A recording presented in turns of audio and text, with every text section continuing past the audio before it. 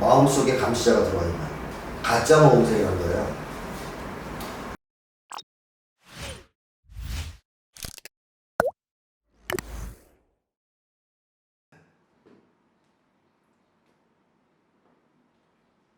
윤석열 씨는 어느 날 갑자기 이제 대권 주자로 등장을 했는데요. 거기에 대해서는 여러 가지 이제 분석들이 있으니까 그건 제가 다루기에는 좀 그럴 것 같고, 여기서는 윤석열 씨의 심리에 대해서만 좀 주요 내용을 언급하도록 하겠습니다. 우선 윤석열 씨가 가진 가장 중요한 심리적 특징을 꼽으라면 저는 권력력을 꼽고 싶습니다. 권력력이 대단히 강하다. 근데 이게 이제 아까 그 예전에 이재명 편에서 얘기했던 공익을 추구하기 위해서 권력을 필요로 하는 게 아니고 사적 욕망으로서의 권력력이 강해요. 그게 이제 윤석열 씨의 이제 중요한 특징인데요. 자, 권력력이 강하다라는 것은 뭘 의미하느냐? 심리학적으로 보면 무력감이 심하다는 걸 의미합니다. 무력감이. 사적 욕망으로서의 이제 권력력이 세다, 강하다 이런 거는 무력감이 있을 때 이제 나타나는 현상이라는 건데요. 자, 예를 들어 보죠. 목이 마른 사람이 강력하게 원하는 게 뭐겠습니까? 물이고요. 갈증이 심하니까. 그럼 무력감을 느끼는 사람이 가장 원하는 게 뭐겠습니까? 힘입니다. 힘을 원합니다. 무력하다고 느끼니까. 그래서 무력감이 심할수록 힘을 갈망하게 되는데요. 그래서 만들어지는 성향을 심리학에서는 권위주의적 성향이라고 하고, 그 권위주의적 성향이 굳어지면 권위주의적 성격이라고 얘기하죠. 근데 윤석열 씨가 이제 권위주의적 성격자냐에 대해서는 단정할 수 없으나 권위주의적 성향이 상당히 강하고 그것에 기반을 둔 권력력이 강하다라는 점은 확실한 것 같습니다. 자, 그럼 윤석열 씨가 과연 무력감을 느꼈을 과거가 있었느냐, 어린 시절에 그런 걸 보면 한 가지 꼽을 수 있는 게 뭐냐면, 이 윤석열 씨의 아버지가 이제 엄격한 사람이거든요. 훈육을 굉장히 엄격하게 합니다. 좀 이걸 이제 직선적으로 얘기하자면 체벌을 많이 한 사람이에요. 체벌. 어느 정도 체벌을 많이 했냐면, 윤석열 씨가 대학교 때 콩소리를 하고 집에 들어갔는데, 그때는 이제 그냥 콩소리 정도 장난으로 이렇게 치부할 수도 있던 시절이지 않습니까? 근데 이제 아버지가 알고 나서 마당에 있던 고무 호스로 종아리를 엄청 때렸다는 거예요. 술 취해서, 술에 만취해서 친구들한테 엎혀서 집에 들어갔대요. 그러자 이제 아버지가 화를 엄청 내면서 마당에다 엎드려 뻗치를 시켜놓고 고무 호스로 이제 볼기를 쳤다는 거죠. 자, 근데 대학생이 돼서까지 이제 그런 식으로 종아리 받아! 그래가지고 때리고 엎드려 뻗쳐! 해서 때리고 했다는 얘기는 어려서부터 체벌이 일상적이었던 걸 의미하다고 봅니다. 그렇지 않으면 그게 잘 안 돼요. 어릴 때 한 번도 안 맞은 사람한테 엎드려 뻗쳐 하면 엎드려 뻗쳐 하겠어요? 서로 어색하죠. 이게 이제 일상화 됐으니까 자연스럽게 자, 엎드려 뻗쳐 하면서 이제 부모스로 때리는 거죠. 자, 근데 이제 이런 식의 어떤 체벌을 자꾸 어려서부터 경험했다. 아버지가 무섭단 말이에요. 무서운 아버지라는 건 확실하거든요. 매 맞는 사람의 심리의 대표적인 게 뭐겠습니까? 그럴 때 무력감이에요. 어떻게 할 수가 없거든요. 맞기 싫죠. 또는 화가 날 수도 있어요. 저항하고 싶을 수도 있어요. 그러나 저항을 못합니다. 힘이 없으니까. 그러니까 어린 시절부터 그렇게 엄격한 부모 밑에서 강한 체벌, 훈육 이런 걸 경험하면 무력감이 생길 수 있어요. 그런 무력감이 생기면 그걸 상쇄하기 위해서 무력감이 있는 사람은 힘을 갈망하게 되는데, 두 가지로 나타나게 되죠. 보통 강한 힘 앞에서는 빨리 머리를 조아리고 불정적인 태도를 보이면서 그 힘에 유착하려고 또는 그 힘을 등에 업으려고 하는 경향으로 나타나요.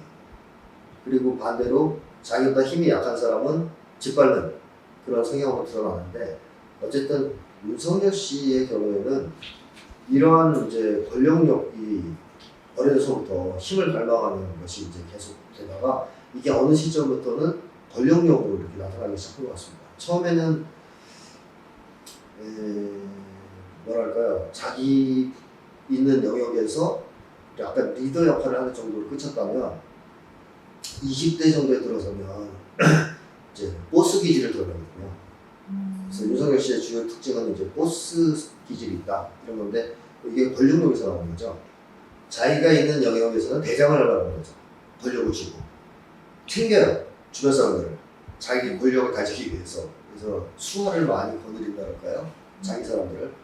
20대 때 보면은 고시 준비하다가 친구가 부친상 당하자 고향에 내려서 같이 장지 상여를 내준다든가 또 뭐 친구를 위해서 군대에 가는 친구 슬퍼하니까 자기도 머리 깎았다든가 이런 이제 일화들이 있는데 이게 이제 정말 사랑과 의리에서 비롯된 거냐 하면 이제 그건 아닌 것 같고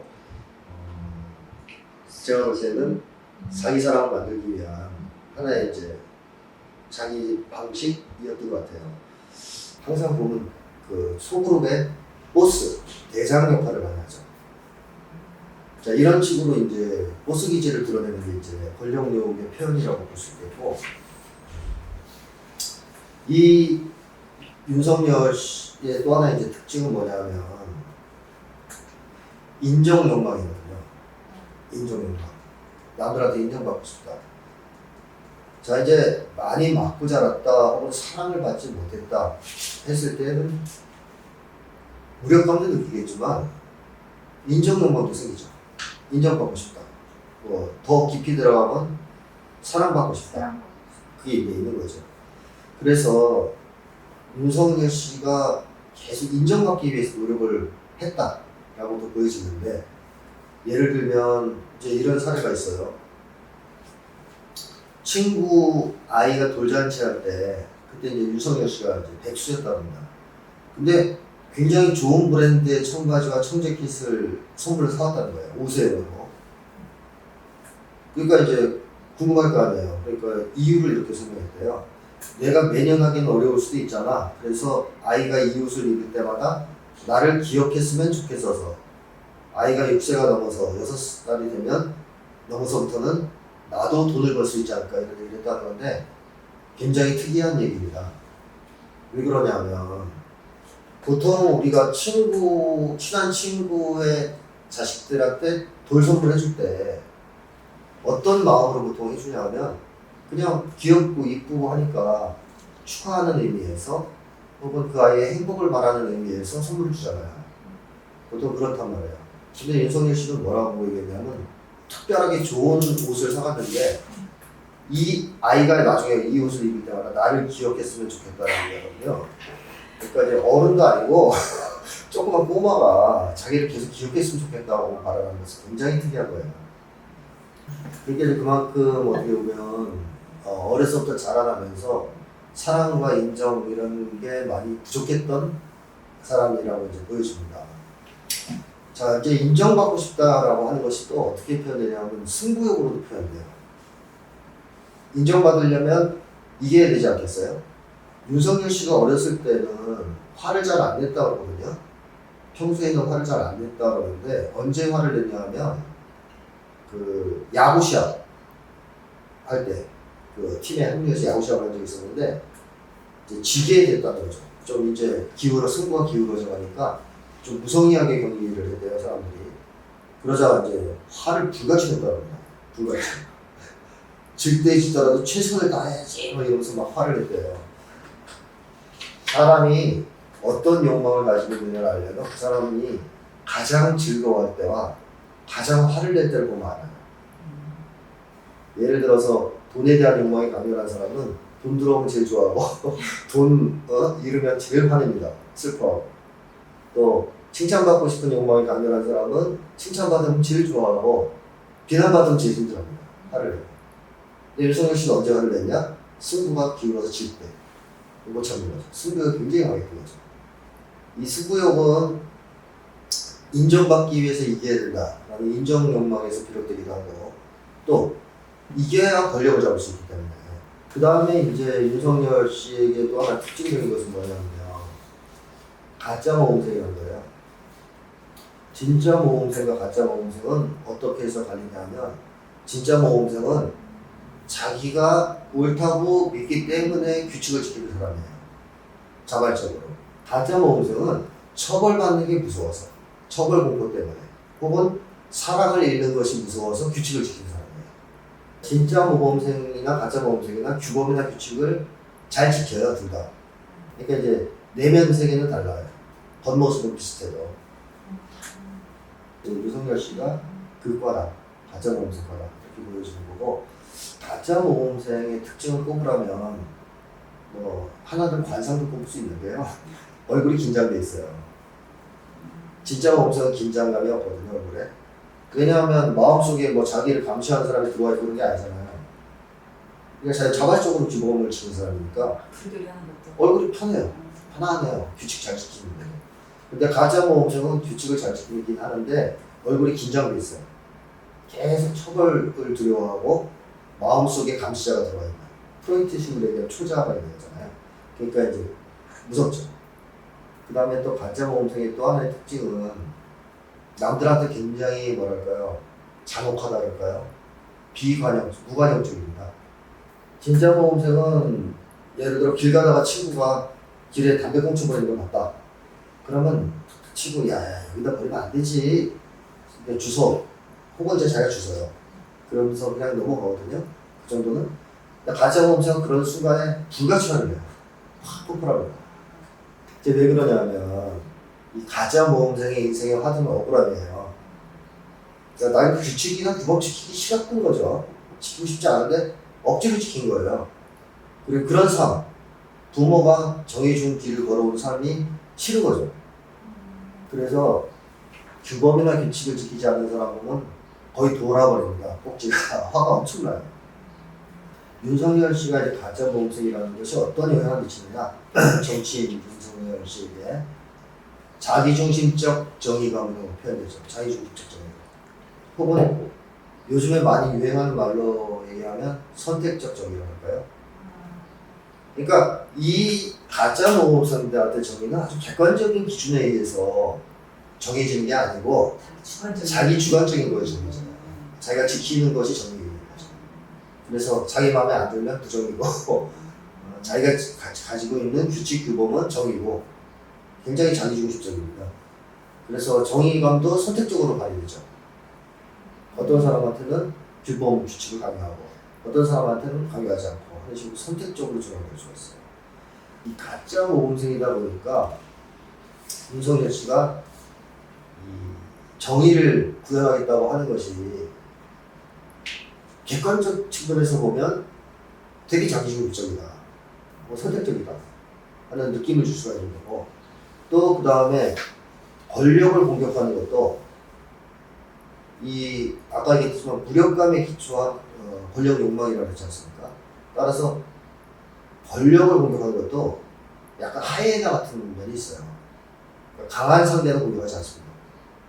약하다 싶을 때 물어뜯습니다. 이게 이제 사적 욕망으로서 권력 욕망을 가진 사람의 특징이거든요. 그러니까 공적 욕망, 즉 공익충영 정치인들은 권력이 아무리 강해도 싸워요. 감옥에 가고 교수대를 선언한 있더라도 싸워요. 보통. 그게 올바르니까. 그래서 기본적으로 보수적 성향, 주류 세력에 순응하는 성향을 보이죠. 그래서 윤석열 씨도 보면 쭉 기존의 검사 생활을 가진 걸 보면 정말 강한 대상을 잘 안 칩니다.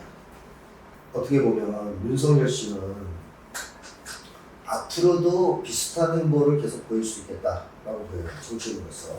즉 계속 권력을 쫓고 자기 영역에서 최고가 되려고. 그래서 검찰총장까지 했지 않습니까? 이제 대통령 한번 해보고 싶은 욕망이 생긴 거죠. 이제 대통령이 된다 하더라도 한국 사회를 지배하는 기득권층이나 이런 데에 대해서 철저하게 국정할 겁니다. 강한 힘이니까. 반면에 그렇지 않은 사람에 대해서는 굉장히 어떻게 보면 독재자적인 면모를 보일 위험이 있어요. 사실 사익추구형 정치인들은 이념이나 신념 같은 게 그렇게 중요하지 않아요. 사적 욕망이 중요한 사람들이라서 뚜렷한 이념이나 신념이 사실 없어요. 자, 그래서 마무리를 하자면 윤석열 씨도 뭐 장점이 없는 건 아니겠죠. 일단 공무원 같은 거 시키면 일을 잘할 사람이지 않습니까? 이제 완벽주의자이고 가짜 모범생이니까 규칙을 잘 지키는 사람이니까 논리적인 언변도 조금 있고 그다음에 사교적 성격도 있고 뭐 이런 이제 경향이 있어요. 그런 점이 있는데 대권 주자로서는 상당히 좀 부적합하지 않느냐. 저는 이제 그렇게 생각을 하고요. 왜냐하면 일단 기본적으로 정치인이 가져야 될 가장 중요한 점, 즉 공익 추구형이 아니라 이런 점에서 결함이 있기 때문에 대권 주자로서는 좀 부적합하다. 그 다음에 준비되지 않았다.